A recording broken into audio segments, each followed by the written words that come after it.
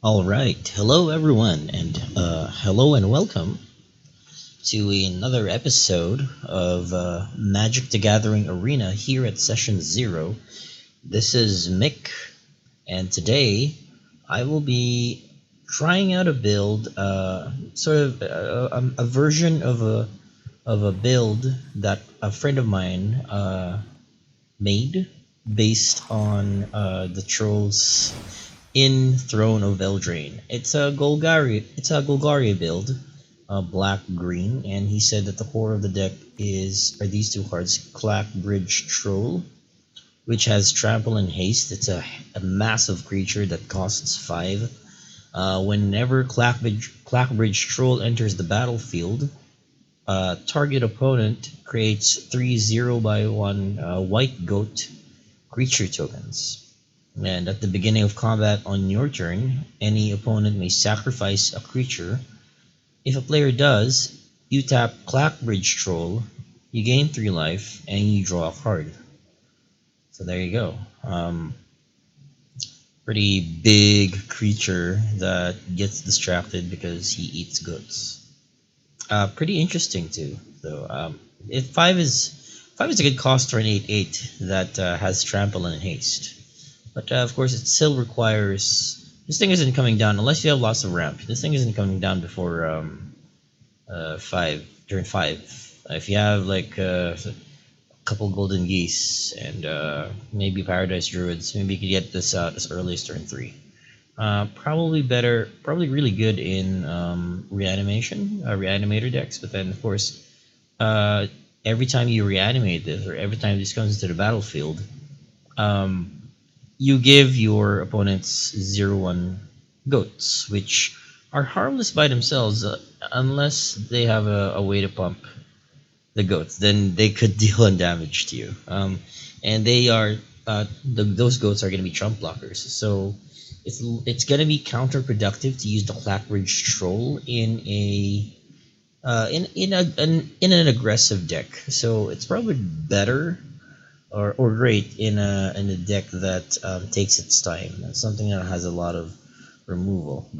Unfortunately, that's not a kind of build that we have here today. Uh, okay, and then the other core of this deck is Feasting Troll King, which is a 7/6 troll for 4 green and 2 colorless, which has vigilance and trample. And when Feasting Troll King enters the battlefield, if you cast it from your hand, you create 3 food tokens. And the other ability is you sacrifice 3 food tokens. Return Feasting Troll King from your graveyard to the battlefield. No, so this is really great. Really great ability, especially if you have lots of food tokens and if you can produce lots of food tokens consistently. I do have 4 copy. I do own 4 copies of this, but I'm trying out just having 2 of them for now. So you may be able to tell that this deck is a food-centered deck that features Cauldron Familiar again, paired with Witch's Oven. Although that is an engine that's really an engine that triggers death effects and enters the battlefield effects, or maybe life gain effects, the things like that. This is not really a primarily sacrificial deck, although I do feature cards like Spark Harvest, which is great removal. This is the only removal I have here. My friend's deck, my friend Mikey's deck, didn't really feature Spark Harvest. He said that his original card was Legion's End, in case your opponent goes wide, but I didn't include that here because I realized if I barely have any interaction, I might as well not rely on interaction. But I still do have at least Spark Harvest. I might actually remove that just so I keep to the idea of no interaction. But my style isn't really like this kind of deck isn't really my style per se. I like having removal, unless like if the deck isn't very fast, I like having removal to make up for the lack of speed. But this one is the curve here is actually okay. It's at 2.4, and there's a lot of 1 to 2 converted mana cost cards like Golden Egg, and then you have and again it doesn't feature all of the possible food producers in Throne of Eldraine, although there is enough. Let me just go ahead and really quickly. Actually, you know what? Nah, maybe not. Maybe not gingerbread cabin. Maybe not actually. But let's see. As you can see, there's from between green and black there is enough. Let's call it enough. There's enough cards that produce food. Um, you have and artifact and colorless. So you have Witch's Oven, which produces food if you sacrifice a creature. This is great if you have a token generation card like Dreadhorde Butcher, but sorry, Dreadhorde Invasion rather is what I meant to say. Paired with Cauldron Familiar, it works great. You just create a cycle. Cards like Golden Egg is great mana fixing. It's also food. Ginger Root is a food golem. I'm not putting him in. I'm not putting him here, because this deck isn't really a fast deck. I'm still. I haven't played this deck yet, so this is actually the first time I'm gonna play it out. Just so. So a lot of as you might see, a lot of the decks I try here are experimental, and this is just. I wanted to see how this all works because food is a main feature of a main theme of one of the main themes of Throne of Eldraine. But I've been wondering about this because I haven't been. I mean, this to me, these are a lot of cards, right? This is at least 20, 23 cards that has to do with food. However, I don't think most of these cards that involve food involve sacrificing food, and the cards that do produce food are not that good in producing food. Now, Gilded Goose, of course, is one of the best cards to do this because this has a renewable. This can produce food over and over. But then the rest of the cards, like Gingerbread Cabin, produces only one food token when it comes into the battlefield. When you have Foreboding Fruit, you need to meet the Adamant effect. Adamant 2 in this set barely feels like it's important. I get that if at least 3 mana of a certain color is spent, then it's going to trigger some effect. I haven't been seeing a lot of the Adamant cards in the decks in ranked or just in standard play in general. I keep wondering if I get that maybe this was made to encourage monocolor decks, the creation of monocolor decks, but Adamant doesn't seem like it does much, or it doesn't, like, it's not important enough, or at least maybe time will tell whether we'll see more Adamant cards in the metagame. So, and then you have Giant Skewer, nice 2/2 2cc, nice 2 cost artifacts. But then ability like this is reliant on a creature dealing combat damage to another creature, which, unless you can force your opponent to block, it's not gonna produce food. Tempting Witch comes into play, produces food. There was probably more cards that require sacrificing food. Yeah, Bake into a Pie. It's a nice creature destruction, but then in a field full of creature removal, this is not that great. it does create a food token, but then really, is that really how I want to be getting my food tokens? If you don't have a target for this, then you can't get a food from it either. Let's see. You have gingerbread cabin, which requires you to have 3 forests. In outside of a mono green deck, I don't think this is kind of hard to pull off. That's what I've been noticing. And then again, fell the peasant. See, you need a target for that. A trail of crumbs, which comes into the battlefield and produces 1 food token once. Okay, wolf's quarry, but requires 6 mana. So you're not getting food really early on. Feasting Troll King will give you 3 food tokens if you are able to cast it from your hand. So in, let's say in a mono green deck, this is really great, right? And then you have Fierce Witch Stalker. And again, look at that. The cost of these cards are upwards of 3. So yeah, beyond 3 or beyond, unless it's Golden Goose or Curious Spare, which produces food once, and then that's it. So unless I have some kind of a way to flicker them, bounce them, or something, or recast them, I'm gonna be producing food tokens probably as early as turn 3 without cards like Golden Goose. See,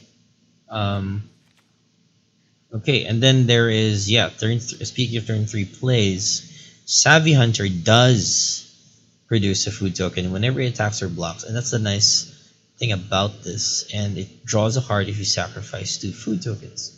Now considering all of these cards. Food-based strategy just seem very slow. But this is where oh yeah, and I should mention Wicked Wolf. This is really strong because it fights another creature I don't control. And if I have a food, and if let's say I have a Cauldron Familiar, which is Oven Out, I produce a food token. I can at least deal 3 damage and kill something small, 3 or 4 damage, something like that, and then gain indestructible. But then yeah, you see a lot of effects come from sacrificing food, but then it's kind of hard to. It takes a while to put food on the table. Food on the table. Yes, you can quote me on that. It takes a while to put food on the table. It's not easy, right? And look at this. Like you have cards like this. Okay. Sacrifice 2 food. See, it's how long does it take you to put food down, and then you have to sacrifice 2 food to make a 7/7 giant creature, and then you're faced with a field that has lots of removal and even bounce spells. So it's a great idea, I think. A great idea. Food tokens is a great idea, but I just wish there were more ways to produce food outside of Akko's Thief of Crowns, which has proven to be very strong. Because you can create a food token every turn and get that +2 loyalty counters, and you can put him down as early as turn 2 with a Gilded Goose. So I'm not including Akko here, even though I could, and then splash some blue, because this is in fact a budget build. As you can see, these are not the most these are not not necessarily the best cards that can go in a build like this. Even then, I'm already drawing up a possible list that includes more rares and mythic rares. But for now, I'm keeping it like this because I just feel like it's a nice budget combination. So yeah, so what the food producers I have here is, of course, primarily Witch's Oven. Golden Egg is a food 2. Trail of Crumbs produces a food once, so that's 12 sources. Feasting Troll King produces food, so that's 14 sources. And there's Gilded Goose, so at least 18 sources. Non-renewable. Actually, there's Gilded Goose is renewable. Witch's Oven is renewable, but you gotta feed it creatures. Golden Egg is not renewable. Seven Hunter is renewable. So there's at least about 8 cards that can produce food. And consider that there's only 8 cards. If I don't use Aho, if I use like 4 copies of Aho, that would be 12 cards. But then, like, I feel like food as a theme isn't impactful enough. Like, it seemed interesting. I felt like food was what was going to slow down mono red, and I guess it does. But yeah. So now, actually, the experiment I'm going to do with this build is just to see whether a food-centered deck, a food-centered, I can whether a food-centered deck will work. Although I do have my qualms about Clackbridge Troll here. I'm keeping it just because this is the core of what Mykie made. I was actually looking at the trolls because it would be pretty funny if to make a troll based deck with Barkhide Troll, and then you have Clackbridge Troll, and then you have Feasting Troll King. I don't know, Troll Red Guardian maybe. Nah. Troll Frog Warrior. Yeah, maybe not Challenger Troll. Maybe maybe even Charnel Troll. It costs 3. It deals 4 damage. It has trample. You can put +1/+1 counters on it, and as long as you can exile a creature card from your graveyard, you can put a +1/+1 counter on Charnel Troll. Otherwise, you sacrifice it. Now, that's the line that is really not great. Think about it. Maybe if there's a way to remove that card text, then there you go. You could have a troll. So there you are. So just to go over the contents of the deck really quick. First turn play is Quadrant Familiar and Gilded Goose to get down a food token, or which is Oven, just to prep. There are how many creatures here? 4, 8, 12, 16, 20. There's 20 creatures. Is that correct? Yeah, there's 20 creatures here. Spark Harvest, only if it's necessary. I feel like this is more going to be an early play, involving Cauldron's Familiar, or maybe a dying or a Gilded Goose that's by itself. We'll see. I might end up removing this, actually, instead putting Mana Acceleration, or even cards like Bond of Flourishing. Bond of Flourishing I like for this deck because it's cheap. It heals me 3 life, see, and lets me look at the top 3 cards of my library to get a permanent. So, and it does say permanent, so it could even be land if I need to, or one of these many cards in it, or the card I need. Because this deck does have a lot of synergy, or at least it looks like it. I've yet to find out. So and then I have Trail of Crumbs here. I'm running 4 for a very specific reason, which I will go into in a moment, because there is some innovation here that I'm introducing. The original deck actually relies on the these big creatures, the Feasting Troll King and the Clackbridge Troll, and the giants you make from Giant Opportunity. However, I did drop Giant Opportunity because I'm less confident with a food-centered strategy. But I do like the idea of producing food tokens and using them for various purposes, and seeing what I can do with them in general, and also support the Cauldron Familiar and Witch's Oven strategy, or rather interaction. It's not really a strategy; it's more an interaction. Now, one of the cheaper ways to benefit to key off of Cauldron Familiar and Witch's Oven is actually Woodland Champion, very strong in a deck that produces lots of tokens. as you can see, the produce like sacrificing a cauldron familiar to a witch's oven for free already gives this a +1/+1 counter. Now, if you can somehow cycle that, you play cards or even playing cards like Gilded Goose, attacking with Savvy Hunter, produces food tokens, and whenever you produce a food token, the Woodland champion gets bigger. So I guess he eats them, maybe. Maybe that's what he does. Now, I do have Moldervine Reclamation in this deck, even though it costs 5, just because it's an experiment to see that keys off of Cauldron Familiar and Spark Harvest whenever I sacrifice something to it. Also, since it says, it does say whenever a creature you control dies. So, if a Clackbridge Troll or Feasting Troll dies, they will trigger Moldervine Reclamation. But I'm now that I'm looking at it, maybe I might actually remove this along with Spark Harvest later on. I just want to see it work. So that's the majority of the deck. Now the last piece here is this card. It's just a really funny card. I thought that I would try out.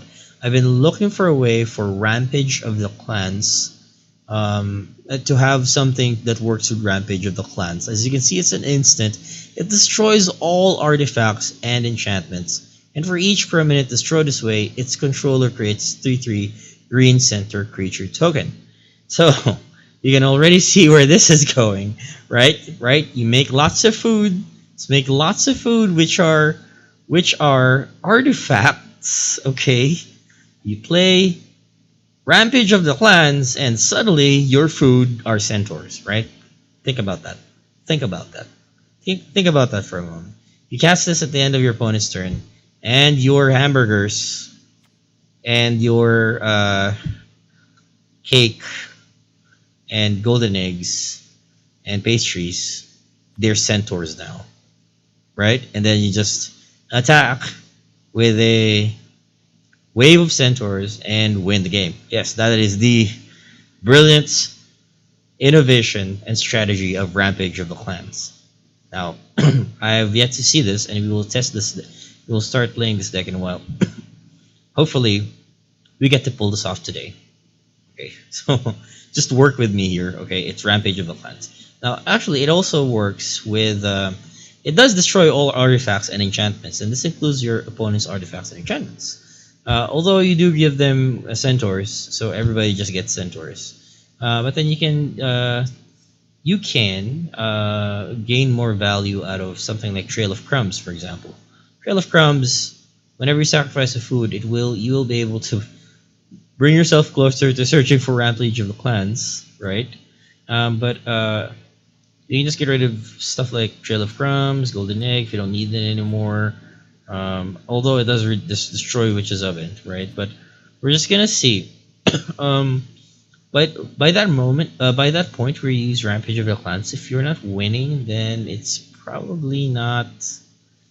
You're probably not in a good position to be with. So, to begin with is what I meant to say. But we'll see. I've been looking for a way to use this in whatever deck, just to end up with like tons of centaurs.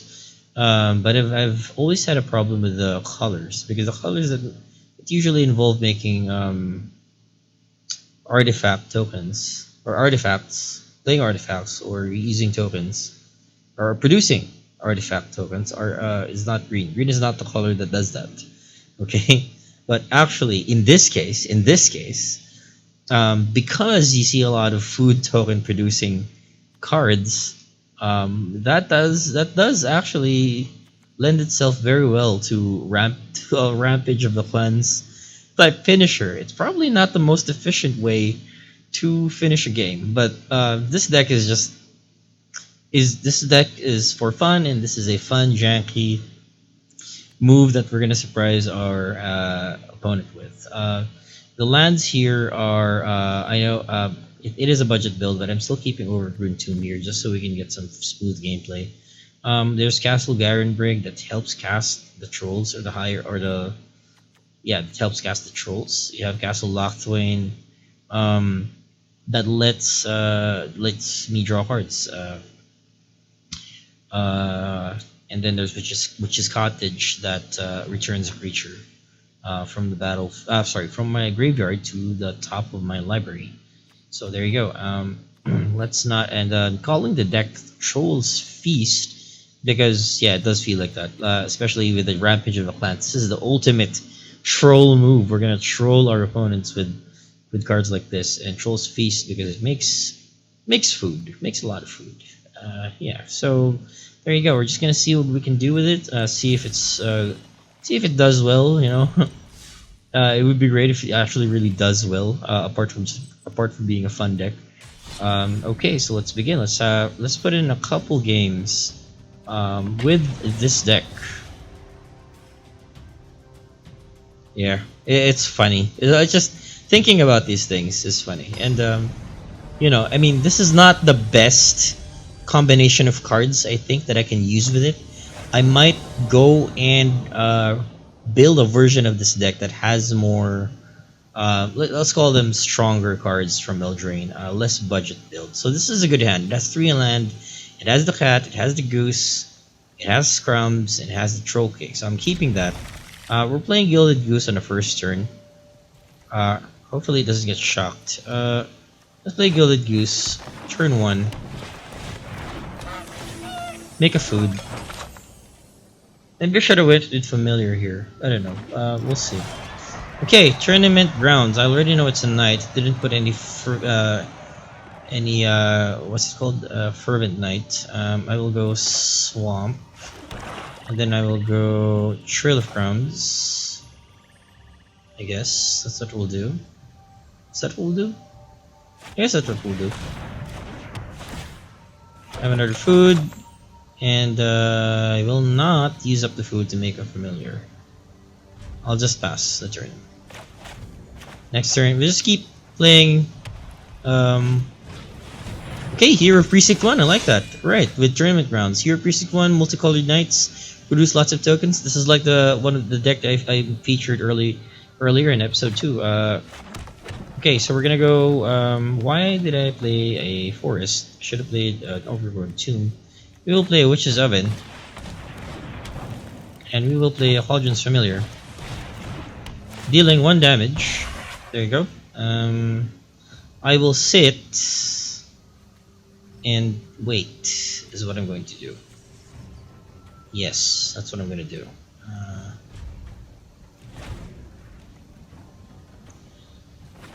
Okay, so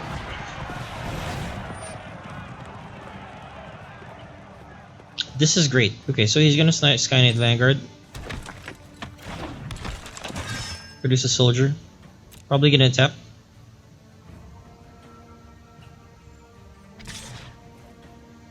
He's attacking. I can't really do anything with it. I will block it with the cat. Right? And we will sacrifice the cat. So he's still blocked. Okay, go back. We'll bring back the cat, sacrifice the food. We're gonna sacrifice the pork because I prefer the cake. Is that even cake or what is that? Like a meat pie? By pork. Okay, so and then we can auto pay Trail of Crumbs. There you go, value and get our oh no! I wanted the Rampage of the Clans. That's at the bottom of the deck. No, see, I could have made 4 centaurs. 4 centaurs. If I just drew that, oh man, that was kind of sad. But yeah. Okay, so we are going to go and play. I'm gonna go say I'll play Woodland Champion, so I can keep a mana open. I'll play Overgrown Tomb and have it enter tapped. And then I'm going to pass, I think. So for the most part, we're just going to be sitting. Because that's just how the game goes for this deck. It's not an aggressive deck. It hardly has player interaction. It just wants to do what it wants, and it just wants to sit there and keep eating. Yes, that is the plan. That is the dream. It's like what you want to be as an adult. Sit there and keep eating, right? You just want to keep eating. You don't want to deal with any of your problems, right? Like knights or people attacking you, right? So okay, so we're gonna block again. Okay, I will block a soldier, no, a human, because this is not a human, and I will block a soldier, and I will block a vanguard.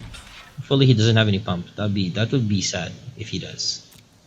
And then we will go and so I've already blocked a thing. I will sacrifice the what am I gonna sacrifice? Do I want to sacrifice the yeah, I do.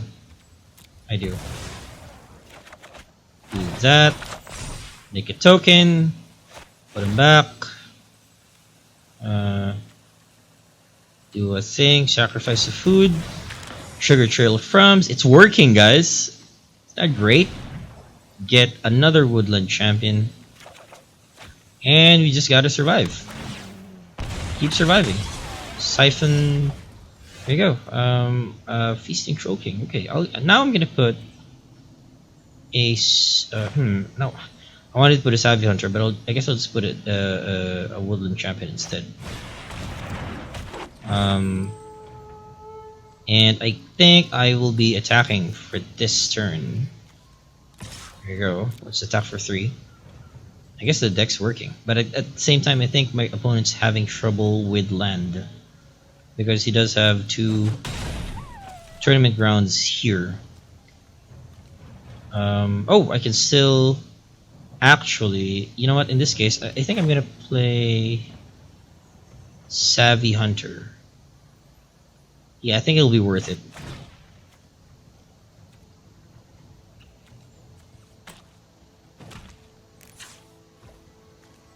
We'll just throw one of the cake. We'll throw the cake away. Oh, what a waste. We threw away the cake. Now we will end our turn. Unfortunately, I won't get to trigger Trail of Crumbs another time, but oh no! Yeah, I think he was having trouble with mana. Okay. I want a good game. A game where people don't immediately concede. Just so I can test the limit of the deck. Oh, it's a mythic. And it is my third rankle. Okay. Not complaining. There is a booster, so I'm gonna open that up just really quick. And we are getting Bell of the Brawl, Sir Alan the Lion's Claw. Oh. I might consider this for a commander, actually. I've been looking for commander, for possible commanders. Like I've just gotten back from the game. I've just gotten back into Magic after 9 years of not playing, and I want to make a paper Magic commander deck, just because it seems fun. And I've never been able to make one before, and it's a good thing there's lots of legendary creatures now too. Okay, Arden Vale Paladin, Foreboding Fruit. I didn't put Foreboding Fruit. Sorry, Foreboding Fruit.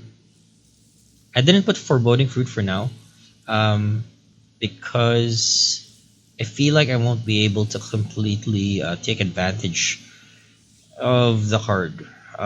Because it is black-green instead of mono-black. I want to be able to make food tokens with it. And yeah, it does draw 2 cards, but it makes you lose 2 life as well. So, you know, and it's a sorcery speed too. It costs 3. I feel like the deck will work well enough even with not as much draw. But of course, it will work better with draw. So let's see what we got. It's a rare. Oh, it's a mythic rare. Oh my god, Royal Science. Yeah, that's my second copy. I'm very happy about that. All right, very happy about that. That's great. That's great. Okay, so let's move on to our next game. You know what? Since I got that, I might actually make a blue-red next time featuring Royal Science, because I haven't made it for the longest time because I I didn't have enough copies, so I have 2 copies now. That's my second one, and I have Improbable Alliance at least. I'm gonna go and play another game of this, just to get a hold of how it is currently, how the build is. Right now, it is still a budget deck, for all intents and purposes. I could be putting so many more cards here because black green is a strong color combination. In Throne of Eldraine right now, you have cards like Murderous Rider, and then you have cards like Garruk, and then you have Questing Beast, and several of the adventure cards. That's why one of the popular builds right now is Golgari Adventure. But Troll's Feast is Golgari. I wanted to see what I can do with it. It is a sort of fun budget build, but hopefully it'll still do us good. Right now, the way I see Feasting Troll King is a more of an enabler of sorts that triggers effects like Woodland Champion, which keys off of tokens coming into play, and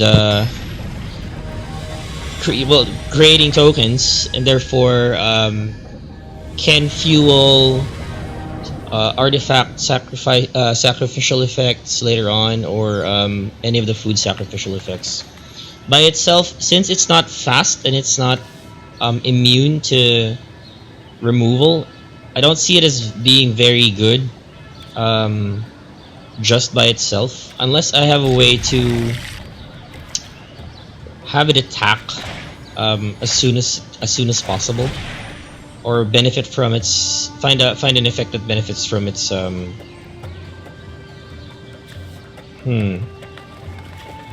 an effect that benefits from its high power. So I'm gonna put down an Overgrown Tomb, pay 2 life, put on a Gilded Goose. Second turn we're gonna go to Savvy Hunter. Yep. Okay, that's good. Savvy Hunter is gonna give me a blocker. I'm gonna put down Castle Garenbrig, play Savvy Hunter.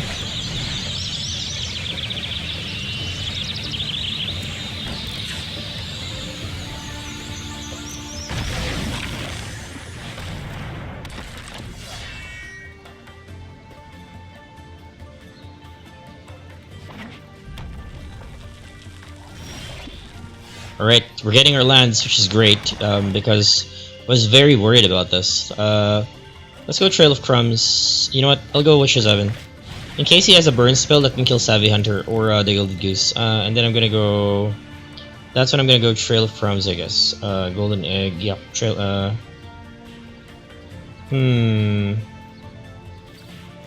think I'm gonna go Golden Egg first, actually. Let's draw a card with this. Yeah, Spark Harvest is good. And then I'll go... Can't do much with this now. It does block, so I'm gonna go attack with the Savvy Hunter. If he has a shock here, he's probably gonna block. No, he's not, so I'm gonna take it. And I'm gonna deal 3 damage. End my turn. I'm just gonna guess this is Cavalcade. It's very obvious, unless it's a Chandra deck.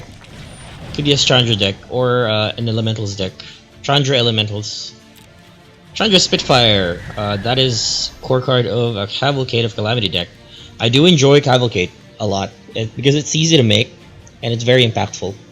And I recently saw this video about blue-red Improbable Alliance and actually, was it Improbable Alliance? Yeah, I think Improbable Alliance and Cavalcade of Calamity, because you can generate 1/1 fairies and then trigger the Cavalcade. Plus, they have evasion. That's the difference. We're gonna block that. Go to damage. I think turn is good. We're gonna destroy the Chandra Spitfire. We are gonna go... I'm gonna destroy the Chandra Spitfire, but what am I gonna throw? Am I gonna throw the Goose? That feels kinda sad. I'm gonna go attack with the Savage Hunter. Yeah, let's do that. Let's attack with the Savage Hunter.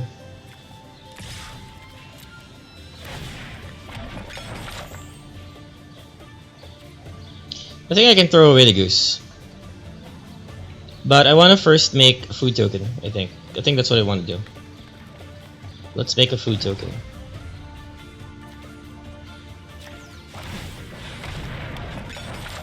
And then oh, what?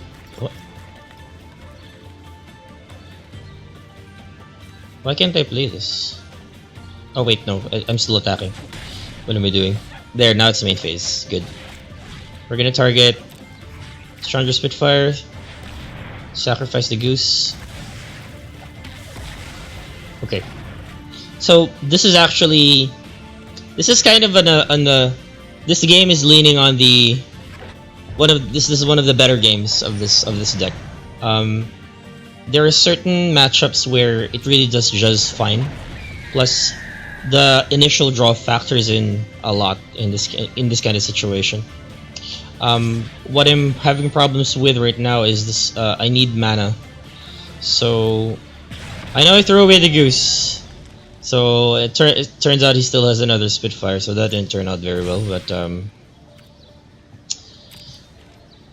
let's see.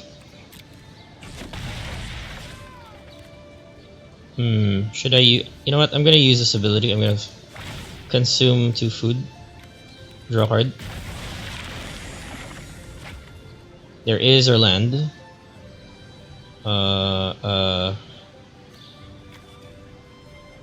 Yeah, I'll go to my turn.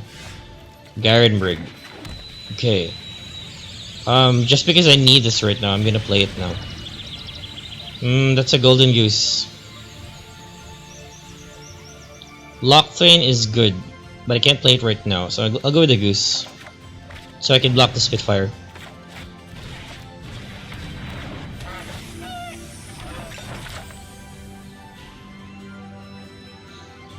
Then I'm gonna say I'm gonna attack. You know what? Maybe I won't attack. If he tries to attack, I'm gonna block his Scorched Spitter. End of turn.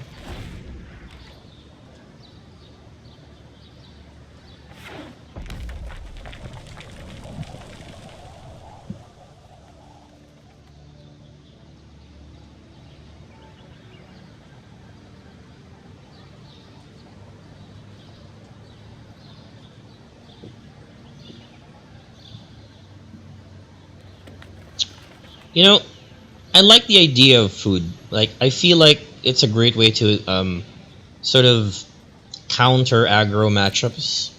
But then in this kind of situation, I feel like I'm trying to force the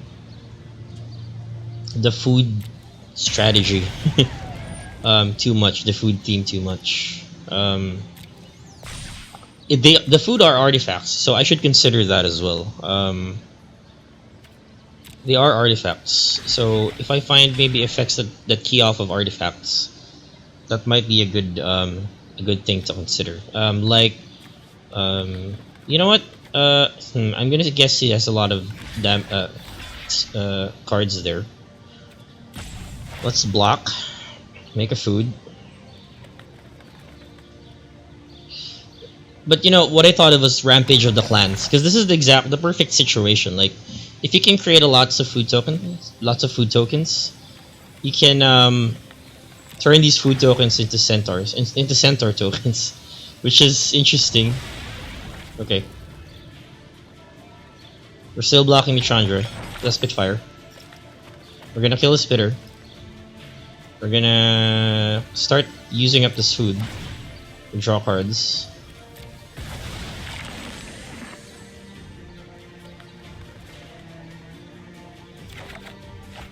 Not good enough. Okay. I think what the deck is lacking is like very high impact cards that can delay the game or lock down the opponent and give me a massive advantage. It's hard to rely on just making food and then trying to put down creatures. That basically means it's a mid-range.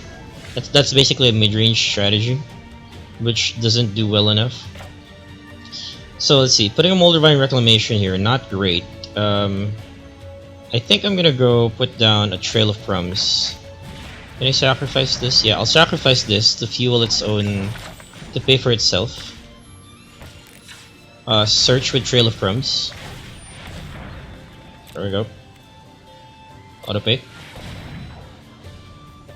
Okay, not great.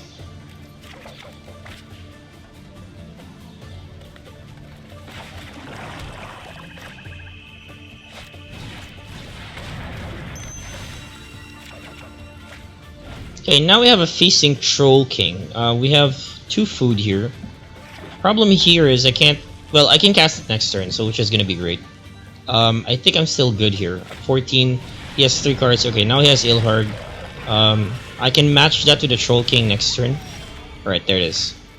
Okay, so we have Castle Garenberg. I'm gonna put down this Castle Garenberg actually instead. Activate this, so I have mana left. There you go. 6, play Feasting Troll King. Perfect. Now we have 3 food and we can make more. I can block the Ilhard. I just don't know what's on his hand. Combat, nothing. Attack risk, nothing. End turn. I can match it. I can trade if he, but then if he has something like Dracuset here. I wasn't expecting the Ilhard in this kind of deck. Let's see what he does. He's probably just gonna attack over my head. Yeah, he's doing that. He's gonna play something. Let's resolve it. I'm gonna trade and then I'm gonna bring back the Feasting Troll King.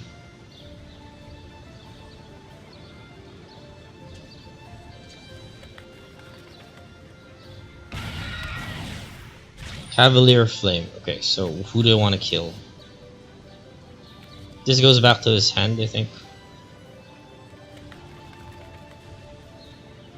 Yeah, I'm gonna take a lot of damage here. Okay.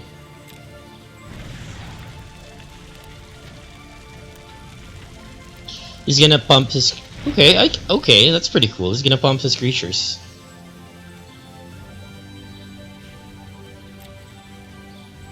I'll block the Ilhard so I can kill it. I'm gonna take, like, what is it? +2/+2. Ah, actually, I'm probably dead here. Okay, he has Ember Cleave. Okay. Well, we're not gonna win this.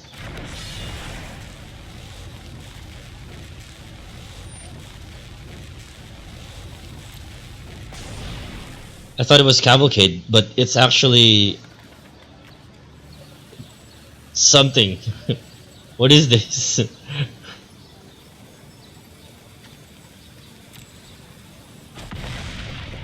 Oh, nah, that's double strike. That's gonna. You know what? Oh no, I can't. I don't have mana to. See, even if I have lots of food, if I don't have mana, nah, it doesn't do anything. That's the problem. This deck is far too tight in terms of the mana.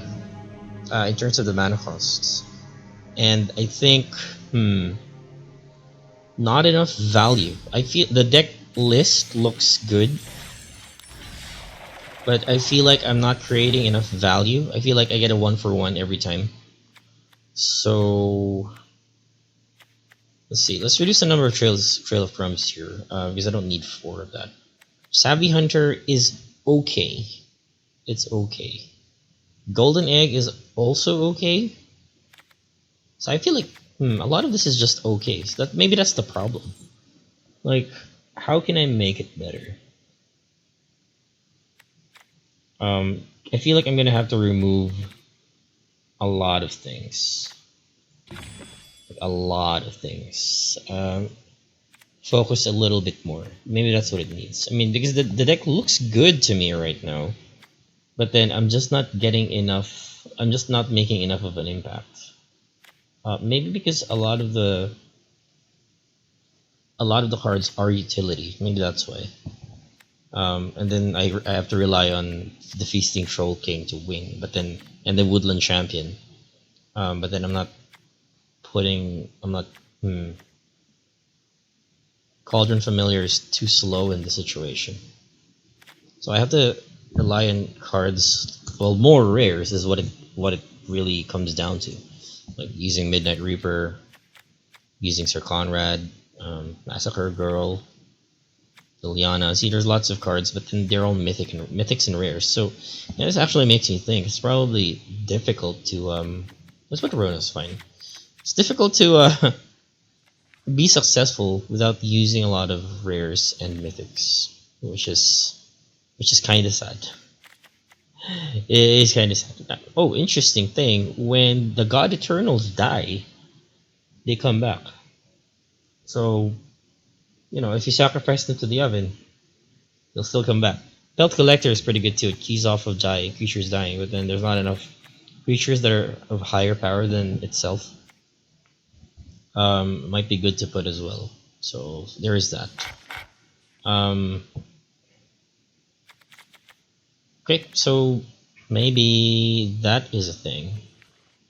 Clackbridge Troll, I don't know.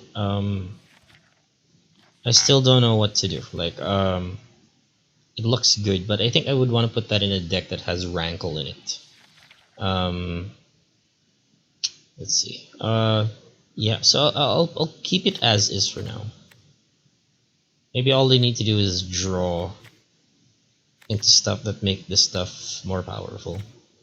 Or, oh, you know what? I realized, actually, if it's a life game, maybe Bloodthirsty. Was it Bloodthirsty Aerialist? Yeah, could help out here a little bit. I mean, I think with the mana fixing, we should be able to do well with this.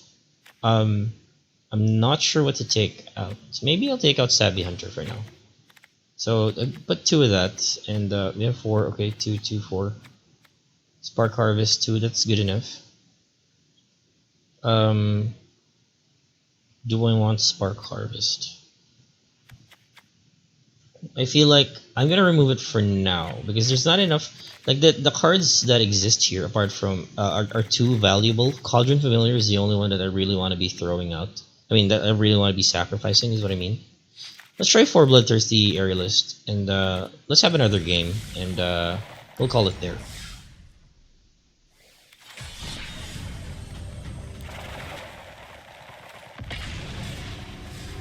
Maybe I should just be playing on ramp, but playing on ramp with this, not very confident about that. It's not fast enough for ramp.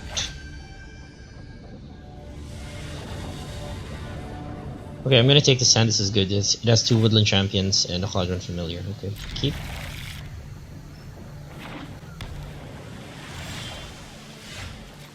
Go Swamp Familiar.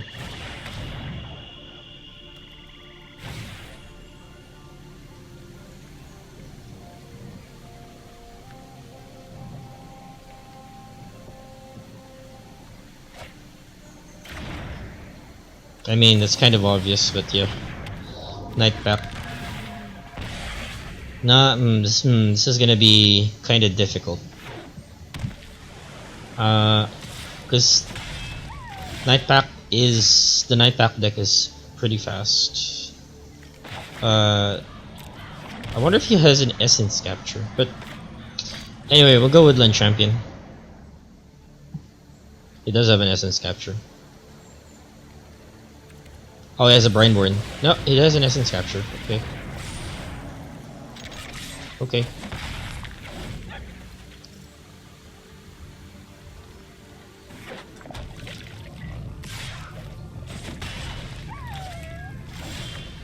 So I'm just gonna hope he doesn't have another Essence Capture. Do you have another one? Nope, he doesn't. Okay. I'll attack.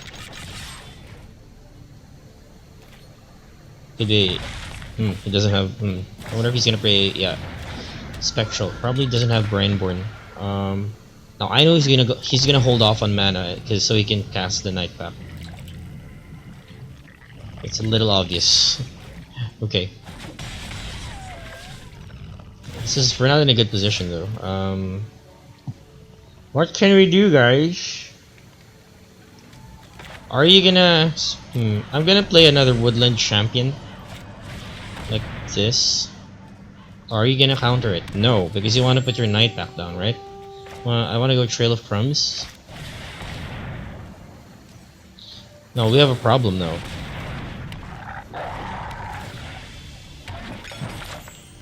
It's a little bit premature, but okay. We're gonna have to sit here for a while. Now, next, see, I can't even cast Feasting Troll King next turn. I need to. What I need, I think, for this deck is a ramp package, so I can put down Moldervine and Feasting Troll King. Right now, the cards I want are at 5 CC or 6 CC. So he's attacking. I don't know if he has any buffs or bounce. But I'm just gonna block him with everything.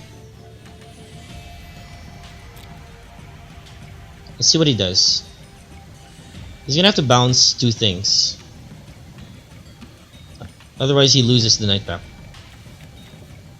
There, he's gonna kill 2.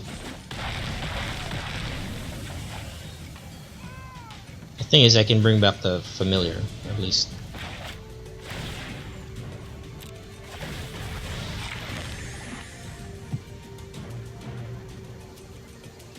Maybe I should have done that in my turn, but it's fine.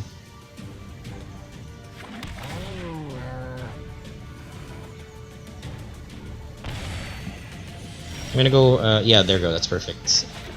Garenbrig, now we can cast Feasting Troll King, but then he's gonna counter it, is what he's going to do. I can feel it.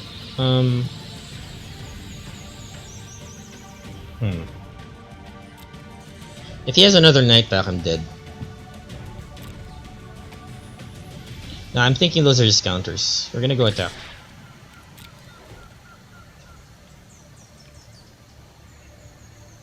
Maybe I should have gone Moldervine to fish out the counters. Nah, he's letting the damage through. That means he really is holding counters. You just gotta be patient with it. I'm gonna throw the Moldervine to fish out the counters. I feel like that's all he has at 2 Spectral Sailors now. Yeah, there, negate. See? He threw away the Night Pack thinking I wouldn't block it. But I triple blocked, and now here we are. So we have a chance. The problem is I can't get through the counter wall. Although, no, I can't. Even if I lose the Feasting Troll King, I don't have food to put it down. I'll go with Golden Egg.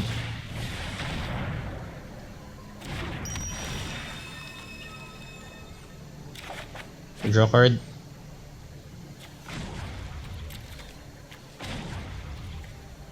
I'll sacrifice this to search. Resolve. What a pay. Witch 7 is good. Let's go. Let's see if he counters Golden Goose.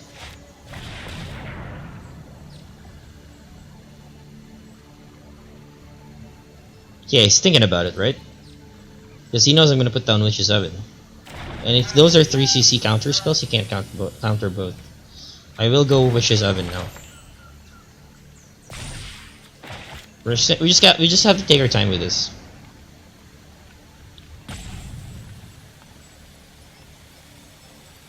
Like, the position is not great, but if I can wait. Okay, quench there.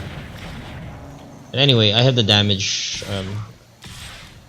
I'm on the offensive here, so just gonna have to wait. Now I can block a Sailor at least. He's down to 1 card, and I'm thinking that's not a Night Pack, or it could be a Night Pack. I'm just gonna continue attacking. Let him block. Let him lose his creatures.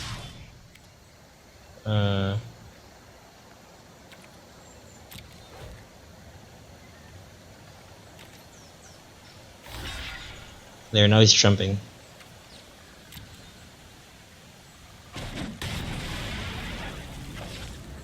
Okay, so this could either be a land or a counter. I'm gonna wait. I'm gonna end my turn. It's a Night Pack. Okay, that's good. That's good for me.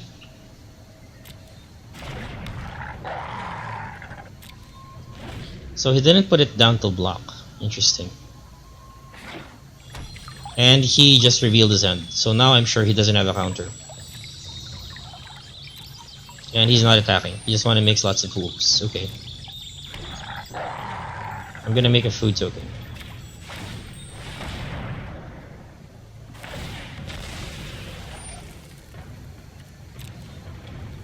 Maybe I should have made a... Yeah, because I was gonna end up making food tokens anyway. I should have sacrificed instead to draw a card. That's fine. We're just gonna make our Woodland champion bigger. He doesn't know I'm holding a Feasting Troll King, and he doesn't have any counters. I know that for sure, so I'm confident in playing the Feasting Troll King. So I'm gonna keep a Forest in my hand. There. Oh, he's fishing for a counter. Okay, it's not a counter. Okay. So now we have an 8/8 Woodland champion. I'm gonna put down this land and then attack. I have Vigilance, so no, I can't attack with this yet. I do have an 8/8, so he's gonna have to block with everything if he wants to kill this. Nice trumping. Yep.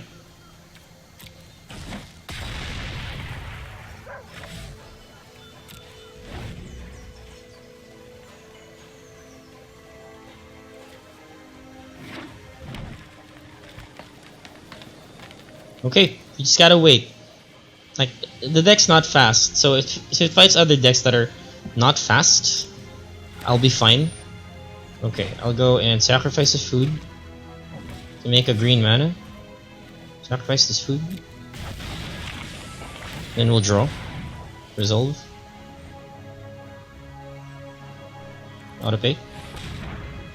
I take, I think, you know what? I think I will take, Witch's Oven.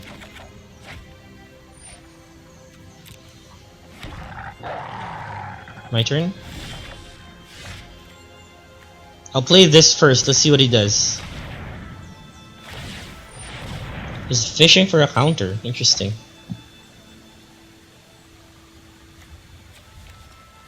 But then, are you gonna counter this? It's just a Witch's Oven. Right. Okay, we're gonna go attack with the Troll King. Let him commit. And the Woodland champion. Now we're gonna double jump.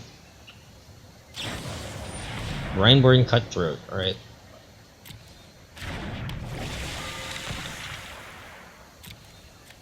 I do have trample though. Okay.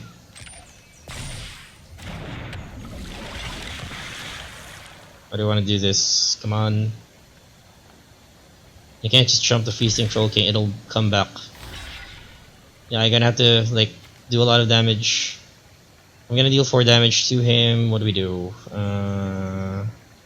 We wait is what we do, I guess.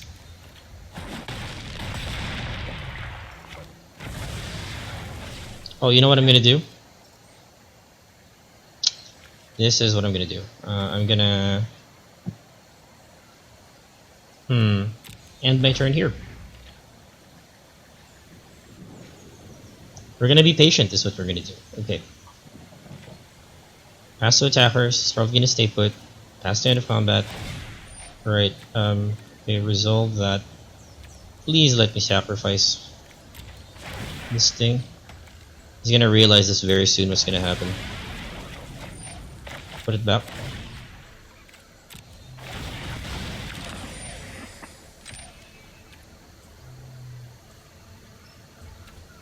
You know what, I might as well...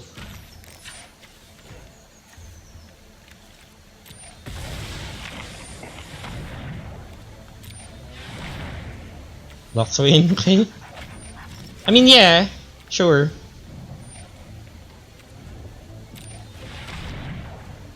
Another lock. Oh, is this a bunch of land? Okay, come on. Wait a minute, how come it double... Oh, I sacrificed twice.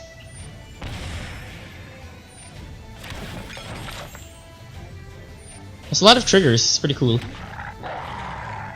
Okay. And then it's my turn. And that is another oven. And we do this.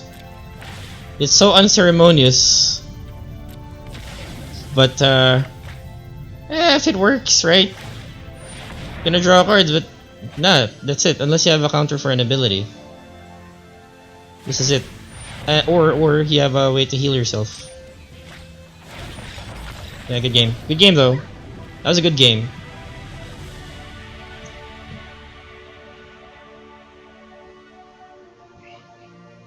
Yeah, I noticed he was running negates and essence captures. I personally don't like to run those cards because they're too specific. But then yeah, you can cast them a turn earlier, and it worked out in this situation. But yeah, eventually I think it's just the beatdown. I got ahead in terms of damage output. But there it is. That is yeah, that was a good game. I think I'm gonna have to call it here for now because I feel like I've seen enough of the deck, what works and what doesn't, and I'll probably come back with a version of it, a trimmed down version, a leaner version that is probably more impactful. Throughout all of that, I feel like the troll hardly did anything. Maybe, well, it really got to a point where it was too late for me to do anything. I mean, because this is really strong, right? 7/6, even Clackbridge troll. But what I've been seeing is I've ended up relying too much on Cauldron Familiar, and I just kept drawing into gilded geese, and that's not too great. So I got to think about how I'm going to improve the deck. Um, yeah, I might even do an overhaul actually, but I but I think food really works as a resource if only it was easier to produce them. But I guess what we saw from there was it is pretty like if you have the food package and all the food package, not even including alcohol, thief of crowns, you can make a lot of this food. Um, yeah, so I still want to explore that. You know, and maybe I'll next time I'll take a look at the cards that quite require you to sacrifice food. So the things that work here, if I were to do a first impressions review, Cauldron Familiar of course works. Gilded Goose works. Spark Harvest works as intended. Woodland Champion as well. Trail of Crumbs is what surprised me the most, actually. It's been fun, like triggering this and choosing, but then the looks that I've been getting is really just more into more land and more mana fixing. And mana fixing is great. Also, this is food. But I think where I was lacking was I didn't have enough cards that really took advantage of the food. Like maybe I could be using Tempting Witch to make my opponent lose 3 life, or let's see, Maraleaf Rider. Target creature blocks Maraleaf Rider this turn if able. Not great. Um, Insatiable Apprentice. Sorry, Insatiable Appetite is interesting. But I feel like it requires too much. So maybe I should put back Giant Opportunity. If I can produce about 6 food, and then and I have golden eggs on the board, I could do something with this and make a 7/7 giant creature token. And hopefully that doesn't get removed. Feasting Troll King. I've yet to see more of this card. I'm actually more interested in seeing the Clackbridge Troll than Feasting Troll King. But I'm gonna have to think about what I can do with this. Because I had that much food because I was able to hardcast Feasting Troll King. What I didn't do though is take advantage of the recursion ability, but for good reason because those Twin Blade Paladins were just too big. I feel like I'd just be repeating a cycle that doesn't really achieve anything. So now I'm considering Wicked Wolf as well as a form of removal, but also as a way to lay down some beats. So there you go. Yeah, I'm gonna work. I'm gonna work on this build a little more. Probably make it leaner. Okay, leaner. Because it feels clunky right now. Now, one of the big surprises that turned out really well was Moldervine Reclamation. Works really well with recurring Cauldron Familiar. So that I'm pretty happy about that. Pretty happy about Trail of Crumbs. Pretty happy with Woodland Champion. I haven't seen Rampage of the Clans, and I haven't seen Clackbridge Troll. So I'm gonna do a bit of testing, a bit more testing with this deck, and I'm gonna come back and and record a new episode featuring my updates. And yeah, so I hope you liked what you saw. If you do leave a like and subscribe if you want to see more, and leave a dislike if you didn't really like it too much. Maybe tell me why. And maybe if you have your ideas of your own, I'd like to know what they are, and I'd like to hear from you.